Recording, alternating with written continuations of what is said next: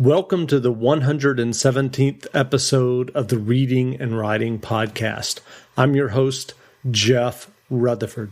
Stay tuned for my interview with Andrew Maier, author of the Society of Steam trilogy. His latest novel is Power Under Pressure. Stay tuned for the interview. Welcome back to the Reading and Writing Podcast. My guest today is Andrew Maier, author of the Society of Steam trilogy, The Falling Machine, Hearts of Smoke and Steam, and his latest book, Power Under Pressure, which was just published. Andrew, welcome to the podcast. Hi there. Thanks for having me. Sure. Well, as we get going, I wondered if you could just read the first page or two of your new novel, Power Under Pressure. Sure, I'd be glad to. All right, I'll start at the beginning. Chapter 1, Spiritus Sanctus. Emilio Armando pushed back his hat and mopped the sweat from his brow. While his workshop was a perfect place to work in the winter months, the change of seasons had transformed his beloved space into a sweatbox. May had been relatively gentle, but now the last vestiges of spring were disappearing, and the sun was rising earlier and higher day by day, beating down longer and longer on the wooden and iron train car that contained his steam-powered machines. Without some modifications, he'd be completely unable to work in the studio by day, and would instead be relegated to spending only the nights inside. Hidden and gathering dust in a nearby cupboard drawer were the extensive plans he had put together to allow him to regulate the temperature all year round, with the obvious exception of the infernal temperatures that often arrived in July and August. Any day where the mercury topped the 100-degree mark, the heat would be impossible to escape from. And the arrival of a steam engine and other materials that he had liberated from the theater mécanique after the tragedy only added to the problem. Although the main boiler was being kept outside, it would ultimately power an array of vents and fans that might allow him to work in an environment where the bulk of his day wasn't spent wringing out his handkerchief. So far, that hadn't happened. Ever since he'd first seen Vincent's workshop out in the garden behind the theater, Emilio had harbored a secret dream of converting his own workplace into one of equal grandeur. Of course, he would have never imagined it would be possible for him to afford the equipment. But it had turned out that owning a junkyard had allowed him to gather up almost all the valuable material from the condemned building as scrap. Even the cost of hauling it back on the ferry had been such that he had been forced to sell some of it to simply pay for the transport costs. Still, he was now in possession of not only a massively powerful steam engine, but lathes and drills that he could have once only dreamed of. And yet all the new equipment had left his once perfect little workshop a shambles, and getting it back together was a project in itself. Like the old tale of the monkey's paw, having all your dreams come true was turning out to be far more of a curse than a blessing. The fact that it had arisen from the same tragedy that had disfigured his sister only made the irony sharper. There had been such a cost in blood, the price paid by both Vincent and his sister. Emilio squinted and shook his head with a single violent nod as he tried to break the connection between these machines and Viola's scarred face. It had been weeks since the accident, but when he closed his eyes, he could still see her the way that she had been when the wounds had been fresh, the huge gashes in her flesh, like a piece of meat from the butcher. But finding some good in that bad did not make him a monster. Letting out a sound that landed perfectly between a grunt and a sigh, he sat himself back down at his workbench and picked up one of the metal rings he had machined the previous night. He dropped it down over a set of metal pins sticking up from the object strapped to the table in front of him. There was no mistaking that it had been designed as a long metal limb, and the metal collar had been put into a position where a human might have a shoulder. It was a tight fit, but it had been very precise with his measurements, and with the application of a little oil, he managed to shuffle it back and forth until it set firmly in place against the armature. When he was sure it was fully down, he gave the ring another turn, looking to find where the catch was supposed to lock it into place, and instead it slipped free. Damn it, he said, surprising even himself with the choice to say that word in English. Frustrated by his stupidity, Emilio tried to wrestle the metal back into place. When that didn't work, he pulled his hands away and let out a grunt. Great. Well, if the listeners haven't heard or read about your Society of Steam trilogy yet, how would you describe the books and the story that you're telling? I mean, the easy and the quick way is superhero steampunk. So I've put together sort of what I loved about classic superhero storytelling, and what I think are the fundamental elements of steampunk. And to me, they work together nicely.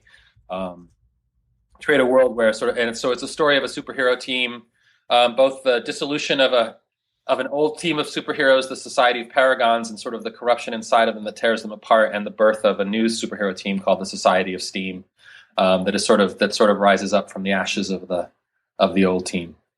Great. And so you mentioned comic books and superheroes. Are there specific creators and comics that you were inspired by? Are you a Jack Kirby fan or?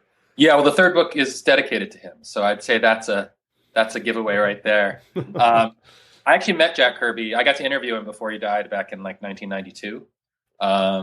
So yeah, he was a big influence on me, really, even before I started writing this series. I mean, just the way he looked. I mean, he was this guy from Brooklyn who sort of grew up on the streets and was in World War II, and then eventually went on to sort of create the fundamental mythology of both the Marvel and the DC universes. So, to me, that's a pretty good track record for a kid who grew up in the streets of New York. Yeah, you're right. And his artwork. I mean, if you're someone who that resonates with it resonates so powerfully. It's even hard to sometimes even and describe that. As you said, it's kind of mythology.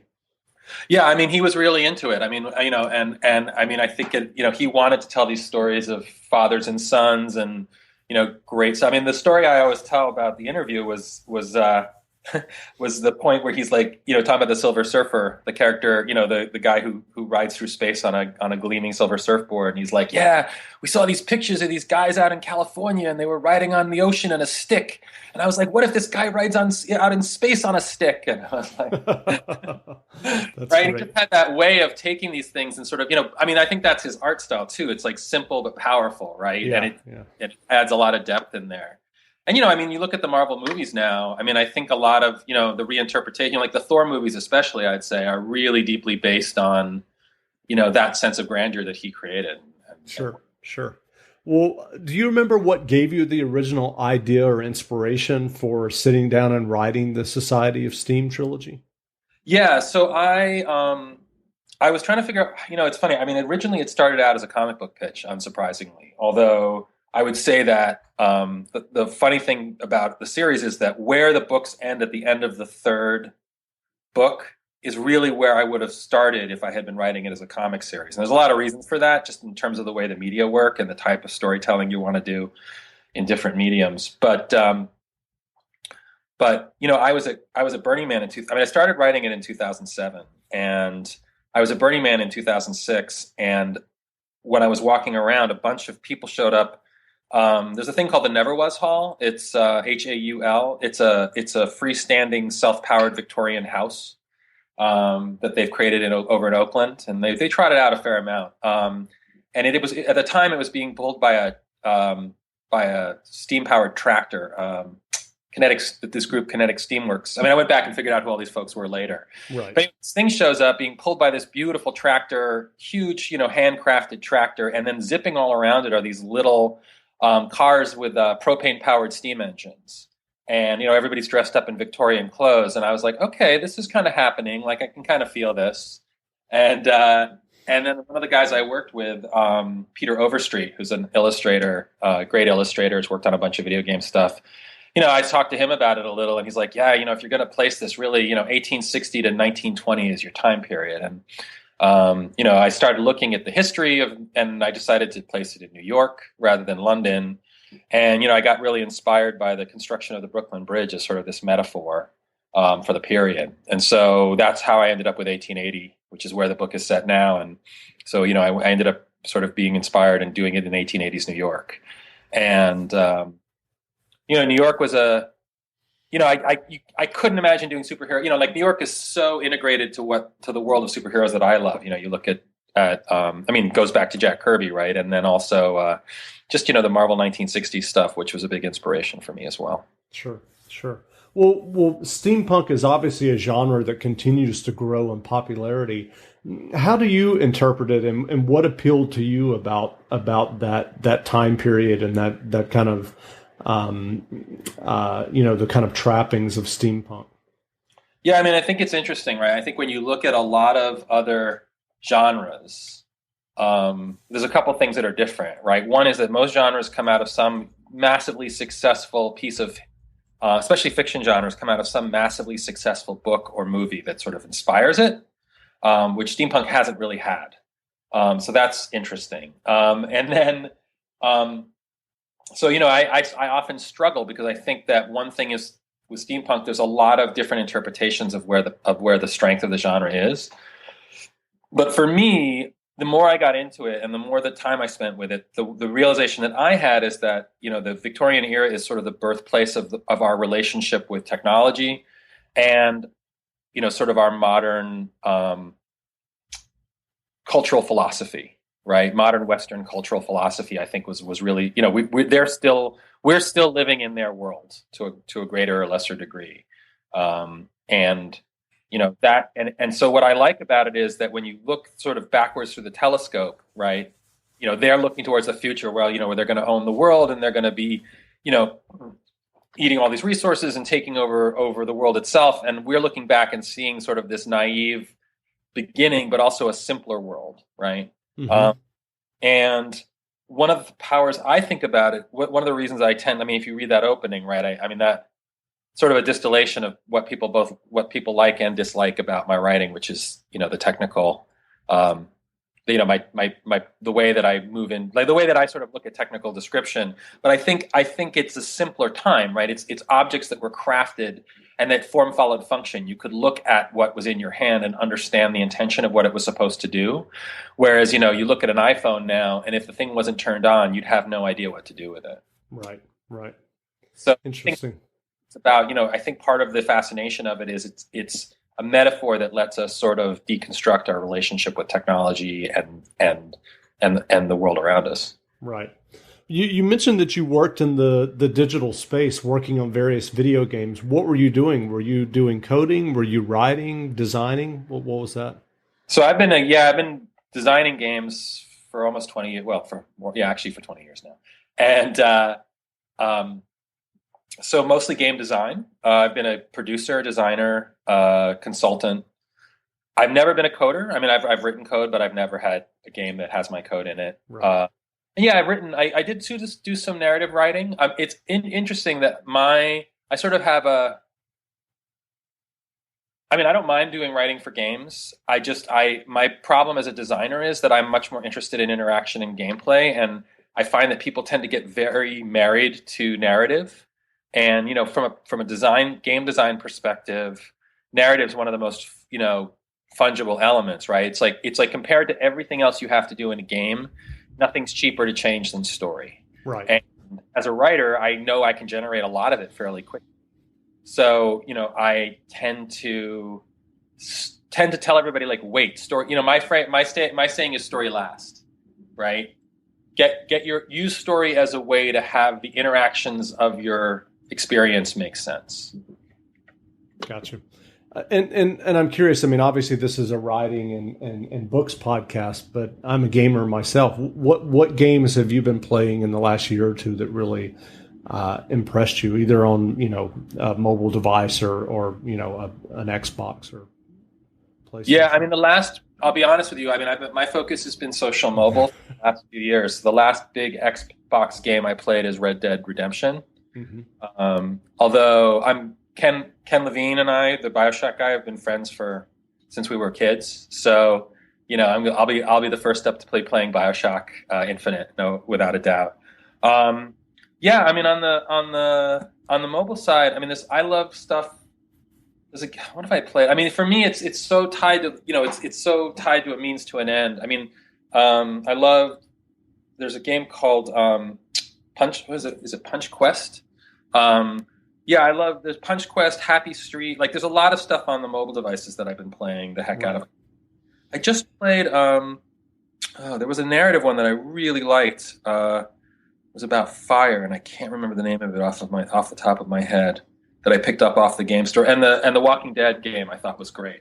The Walking Dead game from Telltale. Mm-hmm. Yeah, that is really, really good. So, had you always wanted to write a novel prior to sitting down and working on The Falling Machine, the first book in the Society of Steam? Only since I was 12 years old. So you got sidetracked into working on games? Yeah, actually, I had gotten into Clarion West, and I was going to go out to do Clarion West when I got my first game industry job. So I had this real crossroads moment in my 20s where I had to pick, and I had been working on writing.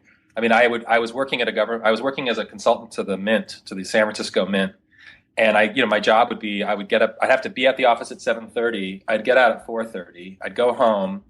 And at some point in the evening, I'd start writing, and I'd write till about 1 a.m, getting about 5 hours a night. And I did that probably for a couple years. So when I got the game job, I was like, okay, I'm doing creative work here. Maybe I can go out and have some fun and have a social life.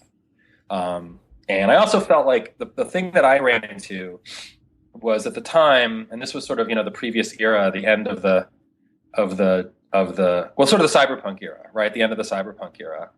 I also felt like I wasn't writing from experience. I was writing books that were sort of reinterpretation of themes that I had read in other books. And so like my other goal was to sort of go out and do stuff. Right. So what were you writing during those 2 years when you said you came home at you got off of work at 4:30? Were you working on short fiction novels? And when you said you were kind of reinterpreting what you had read? Yeah, a lot of short stories, because it was still the era where you would build your career by getting short stories into magazines first. Mm-hmm. Analog, and I was pretty close. I mean, I didn't get stuff published, but I was at that. There was a sort of a hierarchy, right? You would send out your stories. You'd start getting notes from editors, right? And that's what Clarion would have been a supercharge for, right? At that point, the editors, and then that was how you got in, right? It was right. There were a lot fewer authors, a lot less published, so you really had to sort of build that connection. I was already getting feedback from editors, like, I would take this if you did this, right? Or, this is great. Keep sending me what you're doing. I'm not going to take this one, but I want to see everything you're working on. That kind of stuff. And so then you got the job in the game industry, in the digital industry. And I'm assuming from the way that you're talking that you maybe put writing on the back burner for a while. Is that correct? Yeah, I really did. I mean, I focused on that. I focused on the game stuff. I mean, there was some narrative work there. I was writing backstory. I mean, I still have some stuff I did for them. I wrote backstories, or, I'd write the short science fiction piece that would go in the front of the little game, or other stuff like that, or in the manual. But I wasn't really focused on narrative, on fiction. Yeah. And honestly, I had been working on this book, on a novel, and I just had stalled out about 3/4 of the way through. Gotcha. Yeah. So what was the epiphany around sitting down and working on the Falling Machine? Was it what you related earlier of seeing this this mechanical house at Burning Man? Well, I knew I wanted to write a book. I come to this point where it's like, if I'm going to do this, if I'm going to have a career as an author, I've reached the point in my life that either I'm going to do this or I'm going to have it as a regret that for the rest of my life. I mean, people do get started in their 40s and 50s, but I felt like I was in my late getting into my late 30s at that point, and I was like, okay, if this is going to happen, if this is something I'm going to do, I need to get rolling now. And there's a thing that I think that happens with fiction, with being an author, where the point at which it's like college. The point at which you start writing is your graduating class to some degree. So, like Gail Carriger and Sherry Priest and Mary Robinette Kowal, those are all people that I know because those are the people that I started publishing with. Right. And so I think you also want to do that where you feel like those are your actual peers. Right.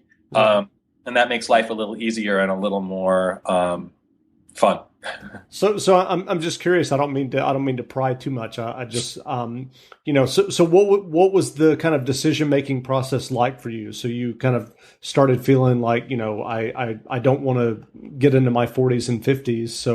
So what happened from there until you sat down and started working on the Falling Machine? I mean, I think for me, a big change. Well, one, I had started reading. I had been working on breaking into comics for the 5 years prior to that. Mm-hmm. So I had been doing a lot of narrative work. I just was sort of thinking that, comics, that was the mid 2000s. So comics were, 2003 through 2007, the movie deals were coming through fast and furious. The comic movies were taking off. There was money around. People were interested in new properties. And then really what happened in 2007 was I had gotten a deal with Top Cow to do a book with a friend of mine.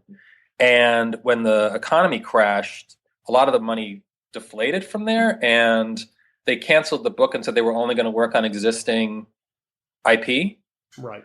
Only on existing characters, nothing new, and that's not interesting to me. Like I have a lot of friends in comics who they want nothing more out of life than to write Batman, and my interest in writing actual Batman is about zero. Mm-hmm. Like if they came to me and said, "Hey, man, we want you to do Batman. We love you," I would I'd figure something out.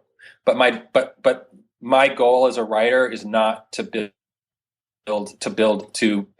I worked at Cartoon Network as a creative director in 2000, 2001. I've gotten to play with Batman. I've gotten to play with, Powerpuff Girls, all the stuff that was the big toys back then. And the problem I have with it is it's never yours, right? Like Batman will never, like I can play with Batman, I can hang out with Batman, but Batman will never love me. Sure. So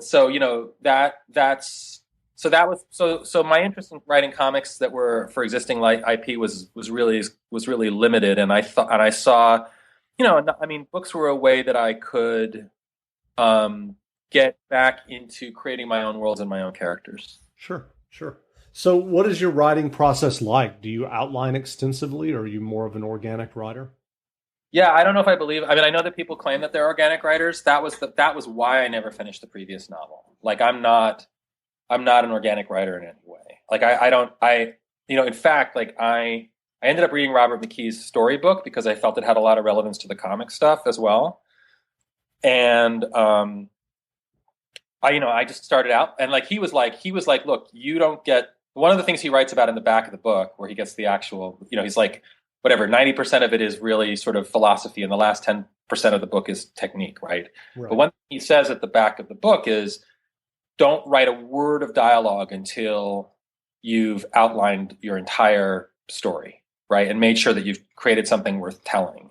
And then dialogue will turn into your dialogue's the treat that you get, right? Because we're all, like most of us who are good at writing are good at dialogue. We have an ear for it, right? I think some people probably don't, but most of us can at least personally enjoy that, right? And holding that out as the carrot at the end of the stick and saying you don't get to do it, that was really motivating for me, right? Right. And that was really a big part of it. So I ended up shifting into being an outliner, and that's just become a key part of everything I do now. I don't have to follow it slavishly, and it's built as I go along, but knowing when I open up a new chapter in Scrivener that I know what I'm supposed to be writing about, or what the emotional goal or the narrative goal or the character goals are, it helps a lot. And how was that shift for you? Because you said that you got 3/4 of the way through this novel and had it kind of stall out on you. Was it something that you had to kind of adjust to of basically plotting out every last detail before you started working? Well, I don't do every last detail, right? It's about breaking it down into beats that are motivating. Yeah. So, no, it was great. It was like a revelation, right? Suddenly I was interested. And for me anyway, like I knew there were parts that I was excited about writing. So it's very motivational, right? Like, oh, now I get to do this scene, right? Like in the first book, I opened pretty strong with the battle on the, sorry about that. That's okay. I open up with the battle on the Brooklyn Bridge in the first one, but there's a huge set piece that ends book 2, or what I think of as a set piece, right? It takes place in a certain location, and I have a good sense of what the stakes are, and the whole book 2 was about the joy of getting to the point where I had earned the right to write that sequence, and it was all, it was a lot of fun for me. That's great. Well, what books or authors have you read in the past couple of years that really stood out for you and that you would recommend? Well, obviously, I'm a big fan of Gail Carriger's work. The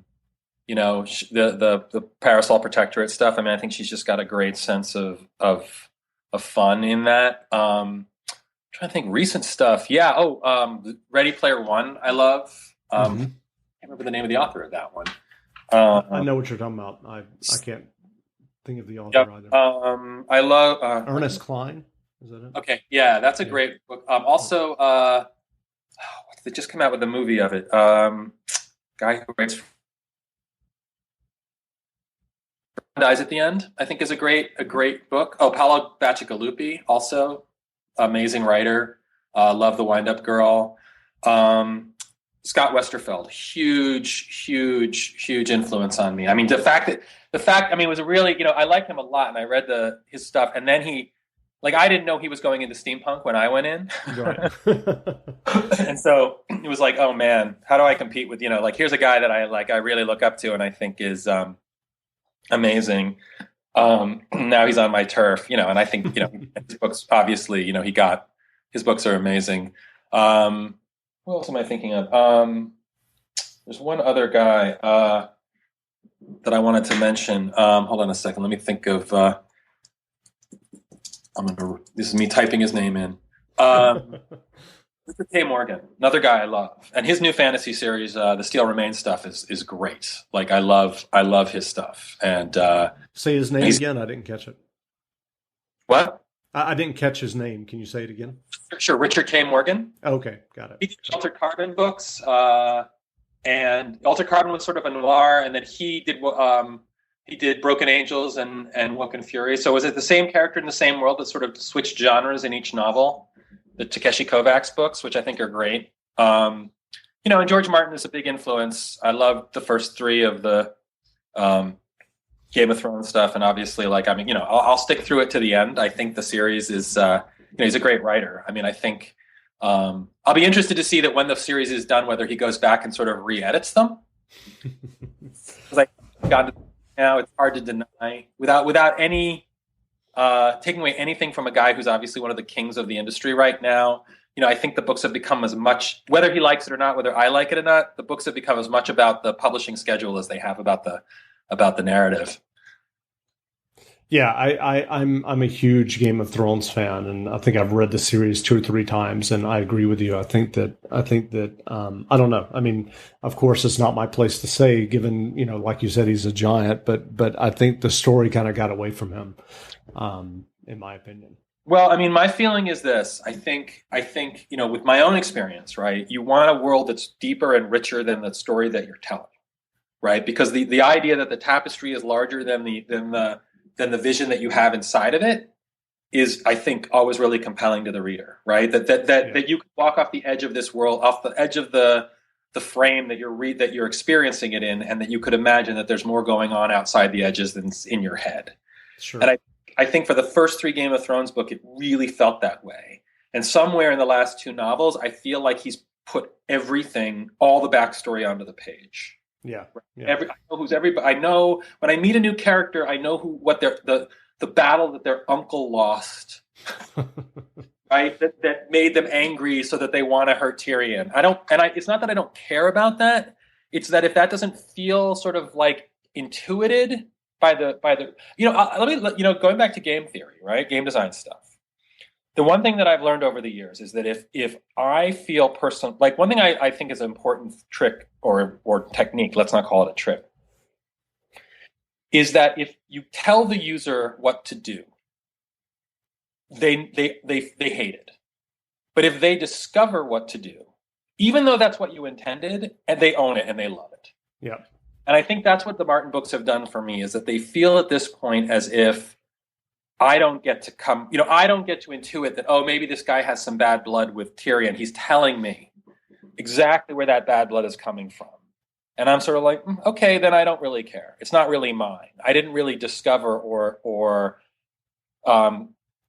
explore this world myself. I was led by the hand through the world. Sure. And that's, look, it's a tough thing when you're writing. More than anything else, when you're writing, at some point you just have to let go and let your instinct guide you. Because no matter how good you get at it, you can't be the writer and the reader simultaneously. Sure. So given your experience with the Society of Steam trilogy and writing it and having it published with these beautiful covers by Peer, what advice do you have for aspiring writers? It's a tough time. I think it depends on what you want to get out of it, right? I mean, a lot of people want to write. I feel really lucky that I got in when I did, because I had a dream of being on a bookshelf in Barnes and Noble, and that dream came true.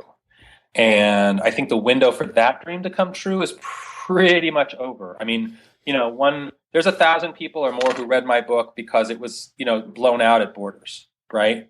Yep. And when Borders went out of business, right? And that was bad for me in a number of ways, and I think good in some senses that people read the book. But the market is so fundamentally. I'm thrilled that people are out there reading, and that there still are readers, but it's not the same as it was 10 years ago or 20 years ago. So I think you really have to know what you want to get out of it, and you have to know what you want to offer the audience. And you have to know, yeah, but I think the first thing is more important, right? Who are you writing for?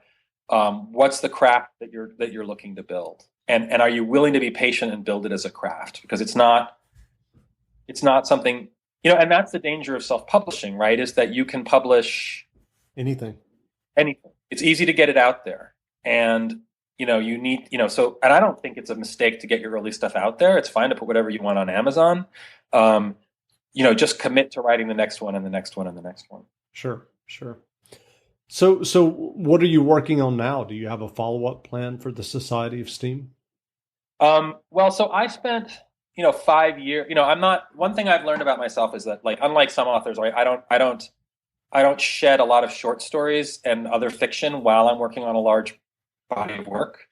So, it ended up being that for 5 years, I worked on nothing but Society of Steam. I published a short Christmas piece in that world the end of last year, and I'll be back, right, with that world. But I'm also exploring some other concepts now, so I'm not sure yet. I think what's going to happen with Society of Steam is I'm going to do a series of short pieces that are going to connect together. They'll seem a little disparate right now, and then they're going to connect together in a way that will set up the next series of the book. That's my plan. Gotcha. How long that takes, I just want to sort of I'm going to take this year and sort of work on it in a more big picture abstract way. And then I think in, next year I'll start back into the series in earnest. Great. Well, where can people find you online? So my home is andrewpmayer.com. And that's the best way to find me. And I'm Andrew Mayer without the P on Twitter. Great. Well, again, we've been speaking with Andrew Mayer, author of the Society of Steam trilogy. The latest book, Power Under Pressure, is available in bookstores now, so check it out. Andrew, thanks for doing the podcast. Well, once again, thanks for having me on. I always enjoy it, and I appreciate it. Thank you. Sure.